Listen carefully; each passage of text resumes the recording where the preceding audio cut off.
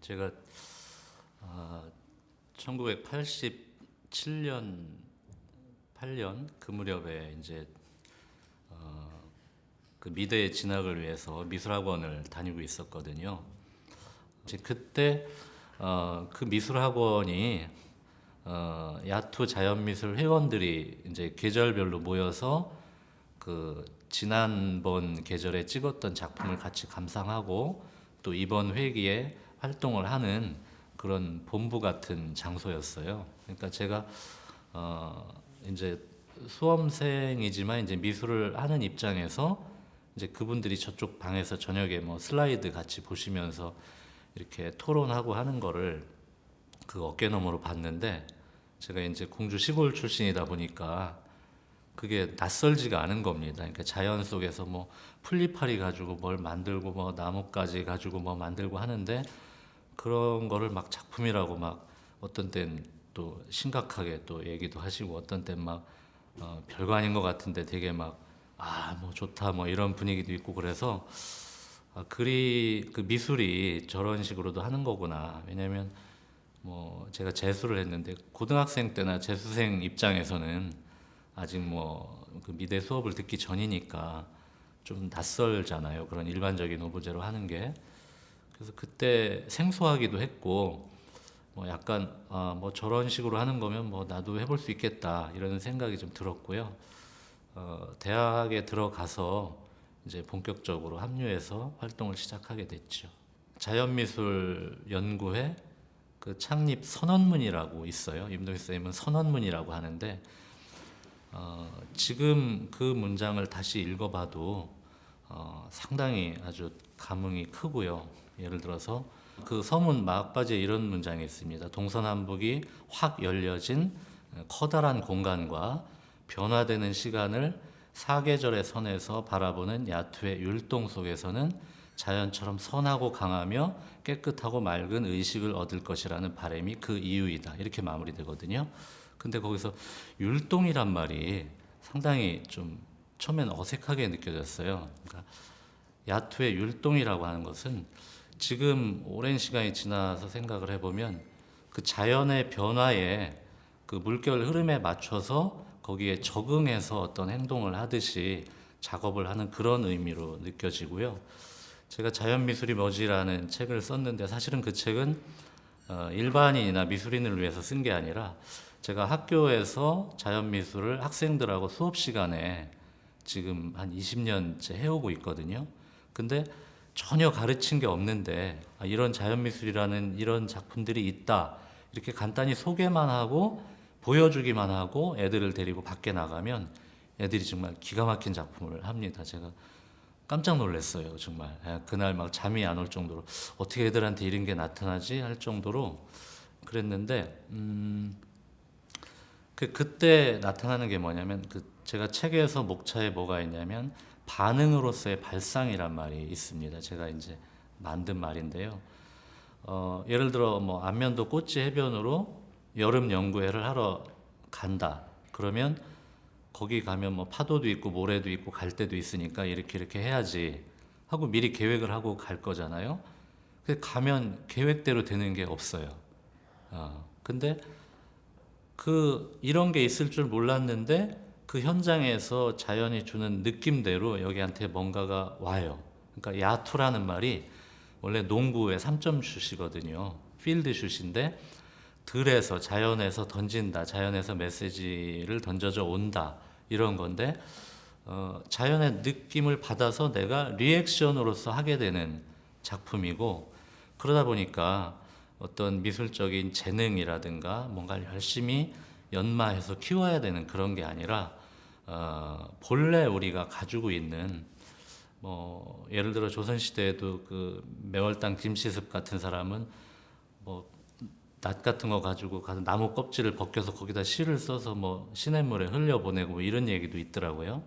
또 그 연암 박주영 같은 사람도 아침에 일어나서 참새가 짹짹거리는 걸 보고 저건 날아다니는 문장이고 서로 화답하는 시다 뭐 이렇게 표현한 거를 제가 어떤 책에서 봤는데, 우리는 누구나 그 자연을 보고 그 느낌이 없을 수가 없고, 우리가 조금씩은 뭐 라면도 끓이고 뭐 책상도 고치고 뭐 약간은 뭐 목수일도 하고 요리사 일도 하고 하듯이 그 미술적인 뭔가를 표현하는 능력이 누구에게나 본래 있는 게 아니냐. 그래서 임동익 선생님하고 저하고 둘이 공감하는 게 뭐냐면 이 자연 미술이 20세기 후반에 한국에서 새로운 미술사조로 나온 거는 맞지만 우리 인간이 가지고 있는 그 자연적인 본래 가지고 있는 그 성정이라든가 어떤 그 특징이라든가 능력이라고 할까요? 그래서 본래 미술이라는 그런 말을 가끔 대화 중에 씁니다. 가건물처럼 작업실을 지으시고 뭐 튤립이라든가 수선화라든가 그런 꽃 심고 이제 내부 외부를 이렇게 좀 조성하시는 그거를 한동안 이렇게 하셨어요. 그리고 독일에서 오래 계셔서 그런지 조금 낯선 부분도 있고 한 번은 좀 이 선생님이 뭐라 할까 그 생활인으로서의 현실 감각은 많이 떨어진다고 봐야 돼요. 그러니까 뭐 대학 강의도 나가시고 뭐 작품도 가끔 판매하시고 이러는데 그거를 이렇게 금전 관리라든가 이런 것도 상당히 뭐 지나칠 정도로 너무 소홀하시고 한 번은 그 유구라는 동네가 있거든요. 거기 면인데 이제 자전거를 타고 시장을 보고 오시다가 여름에 목이 너무 마르셔가지고 어느 집을 들어간 거예요. 근데 거기서 어떤 중학생이 거실에서 이렇게 앉은뱅이 그 밥 먹는 상이 있잖아요. 작은 상. 거기서 공부를 하고 있어서 너는 책상이 없니? 그랬더니 얘가 예, 그랬대요. 근데 오셔서 바로 그 가구점에다가 막 80만 원짜리 책상을 그 집으로 배달을 시킨 거예요. 그러니까 그 부모님이 밤늦게 집에 이제 일 끝나고 돌아와 보니까 왜 어디서 난데없는 책상이 와 있고 이게 뭐냐 했더니 저기 저 할아버지가 사주셨다 교수님이. 그러니까 밤에 막 12시에 쫓아오신 거예요. 왜 그러시는 거냐고 우리한테. 왜냐하면 그게 일반적이질 않잖아요. 근데 이 선생님은 어떤 생각을 했냐면 책상이 없으니까 사주고 싶으셨고 그 당시 나한테 사줄 돈이 있으니까 그냥 사주신 거예요. 거기서 끝이고 책상 값을 받아야 되겠다든지 그런 생각을 했으면 사주실 리도 없겠죠. 그러니까 그러다 보니까 처음에는 이제 유학도 갔다 오시고 교수님이고 뭐 화백이고 그러니까 동네 어르신들이 아유 임 교수님 뭐 임화백님 그러다가 나중에 이제 나이대가 비슷하시거나 이런 분들은 뭐 임 선생 임 선생 어디 갔나 뭐 이렇게 약간 이제 이렇게 존대하시다가 되게 그 가까워지고 또 이제 강아지도 키우시고 그 뭐 토끼도 한번 산토끼를 동네 어느 분이 새끼를 산에서 이렇게 발견하고 임 선생님이 자연이나 뭐 동물을 좋아하시니까 이렇게 갖다 드린 거예요. 근데 제가 뭐 생물학적은 잘 모르지만 사람 손이 타면은 야생동물은 자기 새끼지만 이렇게 죽인다고 하더라고요. 불안하니까. 그러니까 이거 사람이 키운다는 건 사실 힘든 일인데 그걸 막 우유 뭐 이런 걸 사다가 계속 이렇게 우유를 먹이셔가지고 산토끼를 키우셔서 한동안은 산토끼하고 같이 생활하시고 지금도 이제 하신 말씀 기억나는 게 아침에 침대에서 이렇게 눈을 뜨면 산토끼가 위에 올라와서 귀를 쫑긋쫑긋하면서 깡총깡총 뛰면서 나한테 무슨 얘기를 한 것 같다. 어제 저녁에 뭐 밥을 줘서 고맙다고 얘기하는 것 같다. 근데 일반 사람이 듣기에는 그죠? 그럴 리가 있나? 뭐 속으로 그렇지만 저는 예 그래요. 뭐 이렇게 뭐 맞장구 쳐드리고 했는데 크리스마스 같은 때 그 시골 애들이 이렇게 파티 크리스마스 파티는 안 하잖아요. 동네 이제 초중고생들을 모아서 그 마을 회관에서 이제 행사 때 쓰는 이렇게 펼치는 상이 있어요. 밥상 기다란 거. 그걸 쫙 깔아놓고 막 흰 종이를 약간 무슨 그 서양식인지 모르겠는데 이렇게 세팅을 막 하셔가지고 뭐 촛불도 켜고 트리도 만들고 해서 크리스마스 파티도 하고 또 이제 거기 그러다 보니까 애들이 자주 놀러 왔어요. 그러면서 영어 회화 뭐 독일어 회화 이런 거 독일어가 애들한테 뭐 당장 필요하진 않지만 독일어 회화도 하고 또 초등학생 무슨 뭐 이렇게 공부도 가르쳐 주시고 그렇게 했는데 그때 이제 유구 중학교 축구부 하던 애가 있었어요. 근데 얘가 이제 축구부를 그만두고 이 선생님한테 과외를 축구부였으니까 성적이 낮으니까 아마 공부를 잘했으면 과외가 어려우셨을 텐데 이제 기초 그 중학생이 할 만한 그런 수준의 과외를 해주셨어요. 그러니까 무료로 해주신 거죠. 그러니까 얘가 그 다음에 시험을 봐서 성적이 확 올라간 거예요. 그래서 유구에 있는 왜 그랬는지 모르겠는데 학원에서 그냥 신고를 한 거예요. 불법 과외로. 경찰도 왔었는데 밤에 이제 저녁 때 경찰차가 오니까 시골 사람들이 경찰차나 구급차가 오면은 동네 사람이 다 보거든요. 왜 저게 우리 동네에 왔나?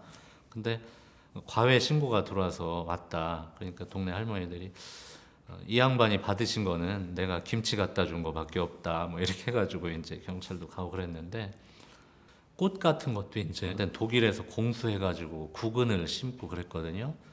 그 동네 할머니들이 오셔서 아유 선생님 나 저 꽃 좀 나 줘요. 그럼 그렇게 해서 이분이 파가다 보니까 거기서 가져왔대 하고서 저기서 가자고 하니까 수선화 같은 것도 많이 캐가시고 지금은 동네 옛날에 사시던 작업실까지 차를 타고 이렇게 올라가면은 그 길 옆으로 수선화가 쭉 있어요.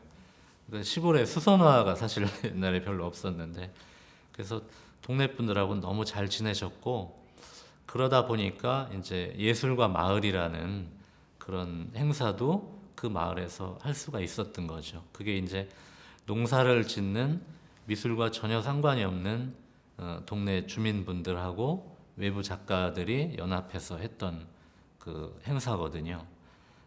대개 할머니들은 그 옛날 골동품 같은 거 있잖아요. 뭐 배 짤 때 쓰던 뭐 물건, 또 지금은 안 쓰는 보기 어려운 농기구, 그러니까 헛간에 이렇게 사용하지 않던 그런 걸 갖다가 약간 박물관 개념으로 이렇게 늘어놓으신 분들도 있고, 그때 주민분들이 좋아하셨던 거는 그냥 집에 있는 걸 내다 늘어놨는데 사람들이 좋아하잖아요. 예, 그것도 막 외지 사람들도 그 관람객들이 되게 많았거든요. 기간이 길다 보니까 그래서 동네에 사람들이 많이 와서 또 어떤 얘기거리, 흥미거리가 별로 없는 조용한 시골 마을에 그래서 초기에 그렇게 그 어르신들이 되게 좋아하셨던 기억이 나고 또 이제 그 마을회관 앞에 이렇게 휴게실 같이 천막 쳐놓고 작가들도 있고 주민분들도 계시고 해서 때 되면 또 그 마을회관에서 밥도 해먹고 그랬는데 또 주민분들이 뭐 지푸라기 같은 걸로 무슨 뭘 만들었는데 그걸 관람객들이 이제 만들어서 이렇게 그냥 놓은 거예요. 그 보기 좋으라고. 근데 어떤 분들이 그걸 사가시기도 하고 그래서 주민분들이 약간 어이없다 뭐 이런 걸 사가나 예? 나중에 썩을 거 뭐 이렇게 뭐 대화했던 것도 되게 재밌었던 기억이 납니다. 예. 동물을 좋아하시니까 강아지 새끼 생기면 또 하나 갖다 주시고 이런 일이 많았는데 아직 그 이제 적응하기 전에 그 말하자면 근처 인근으로 집을 나간 거죠. 저녁 때 그때 이제 수선화라든가 이제 약간 우거진 나무도 있고 그래서 사실 강아지는 뭐 하루 저녁 나간다고 뭐 잘못되거나 그런 일은 별로 없는데 좀 염려가 되셨는지 막 손전등을 가지고 저랑 같이 찾았던 기억이 나요. 근데 그때 그 후레쉬 불빛도 약간 노란 빛이 나고 그 수선화가 그 좀 노란 빛이 많잖아요. 그래서 그때 저는 강아지는 뭐 나오겠지 뭐 이런 걱정하는 정도는 아니었는데 후레쉬 불빛을 이렇게 비추면서 저녁에 손전등으로 수선화를 비추고 다닐 일이 없잖아요.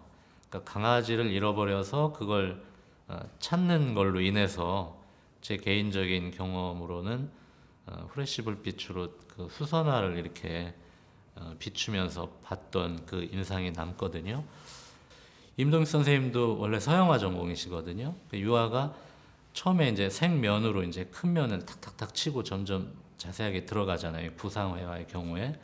근데 임 선생님의 그 유화를 보면은 처음부터 그냥 기본 칠해놓고 처음부터 세 필로 이게 어떤 건 10년 걸린 것도 있고 뭐 10년 넘은 것도 있고 이런 게 저는 그게 유화 기법이라기보다는 어떤 세밀하게 묘사하는 그 수묵화 재료만 유화 물감일 뿐이지 동양적인 그 산수화 수묵화 수묵 채색화 그런 기법이라고 생각이 들어요. 자연의 그림을 그리러 나가서도 자연을 바라보기만 하다가 들어온 적이 많다. 바라보기에도 바쁘다 이런 글을 쓴 적이 있는데 막 그 보여요. 자연 미술을 오래 하다 보니까 별게 다 눈에 들어오고 이거를 여기는 밝은 면, 여기는 어두운 면 이렇게 싸잡아서 물감으로 확 치는 게 어렵더라고요. 예. 그러니까 너무 크게 시작해서 작게 좁혀 들어가야 되는데 작은 대상들이 너무 처음부터 그냥 전체가 다 들어오듯이 하니까 뭐 그런 대화는 안 해봤지만 임 선생님도 유화로 표현하시는 기법이 그 세세한 거 하나하나에 이렇게 풀리파리 하나하나 뭐 물방울 하나 이게 그 자연 미술을 하셨던 그 시각이 여전히 남아 있어서 자연을 바라보고 자기 회화의 표현에서도 그렇게 처음부터 섬세하게 갈 수밖에 없지 않나 이런 생각도 해봤는데 뭐 제 생각이 맞는지는 모르겠습니다. 예. 처음에는 오히려 좀 의도적이진 않지만 뭐 은둔자 이렇게 표현할 수는 없지만 이렇게 그 공개적으로 드러낸다기보다는 그냥 우리끼리 모여서 할 걸 하고 끝내는 그런 의도성이라고 할까요?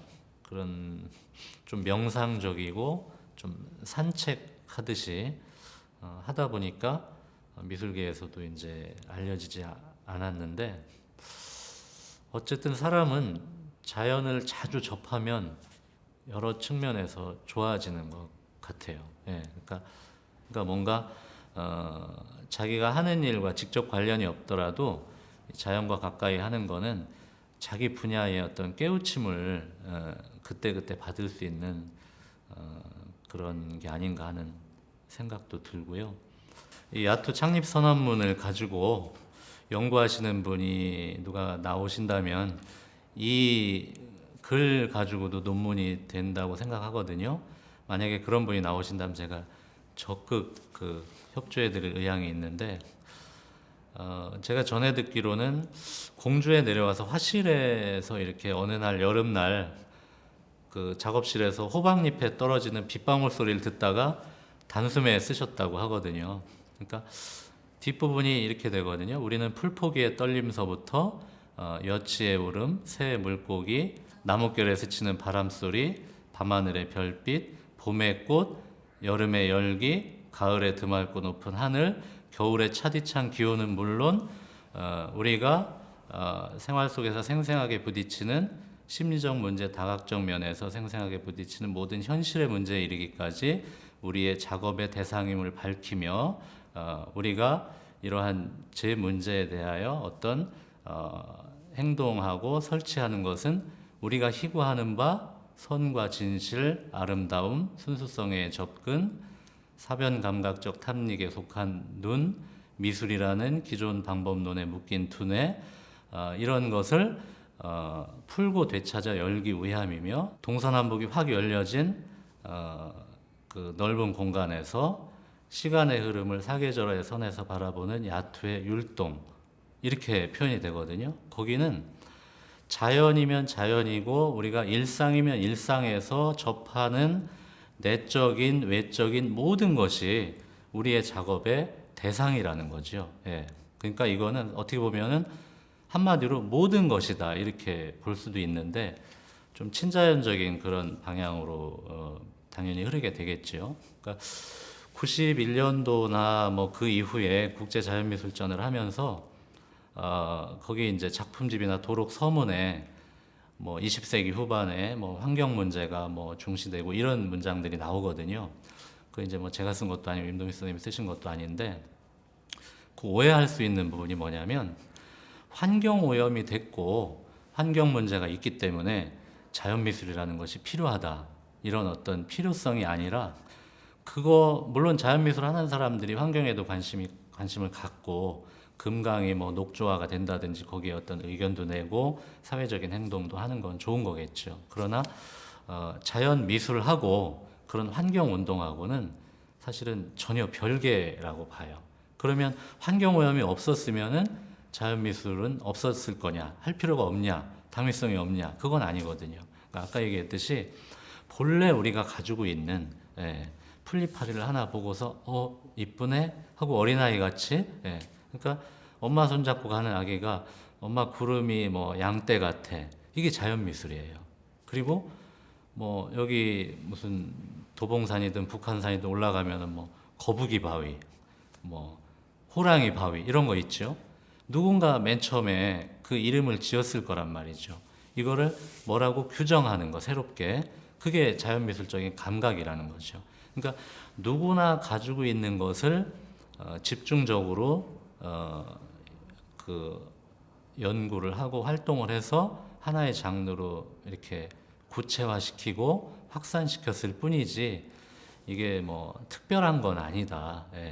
그렇기 때문에 어떻게 보면 더 특별하지 않나 이런 생각도 듭니다.